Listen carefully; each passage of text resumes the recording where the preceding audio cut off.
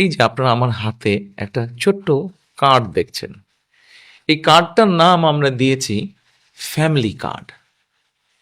এই কার্ডটা আমরা বাংলাদেশের যারা মা বোনেরা আছেন তাদের হাতে দেব এটা। এখন হয়তো কেউ কেউ বলতে পারেন, আমরা কি সকল মা বোনের কাছে এই ফ্যামিলি কার্ডটা পৌঁছে দিব? না, সেভাবে করছি না, করছি তবে একটু অন্যভাবে।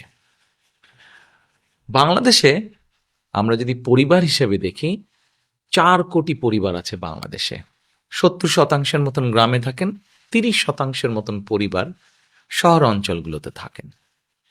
আমরা কাজটি শুরু করব পরিবার ভিত্তিক। প্রথমে গ্রাম থেকেই শুরু করব, শহরেরও কিছু কিছু অংশ নেব। যেই শহরের যেই অংশগুলোতে সাধারণত দরিদ্র, নিম্নবিত্ত, নিম্ন মধ্যবিত্ত মানুষ পরিবারগুলো থাকেন, সেই পরিবারগুলোকে দিয়ে। এখন আসেন আপনাদেরকে বলি কাদেরকে দেব। ধরুন আপনি একজন গৃহিণী, আপনি একজন মা, আপনার পরিবারের সদস্য সংখ্যা হয়তো 5 বা 6। আপনি যদি মা বা গৃহিণী হয়ে থাকেন, তখন আপনার কাছে আমরা পৌঁছবো এবং পৌঁছে আপনার কাছে এইরকম একটি ফ্যামিলি কার্ড নামে একটি কার্ড দিব।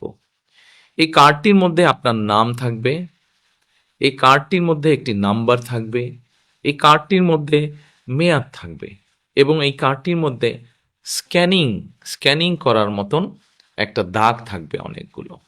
এখন আপনি হয়তো জিজ্ঞেস করতে পারেন যে এই যে 4 কোটি পরিবার বললাম, একবারে সব 4 কোটি পরিবারকে দেব? 4 কোটি পরিবারকে হয়তো আমরা একবারে সব দিতে পারবো না। আমরা ধীরে ধীরে পরিবারগুলোর কাছে যাব।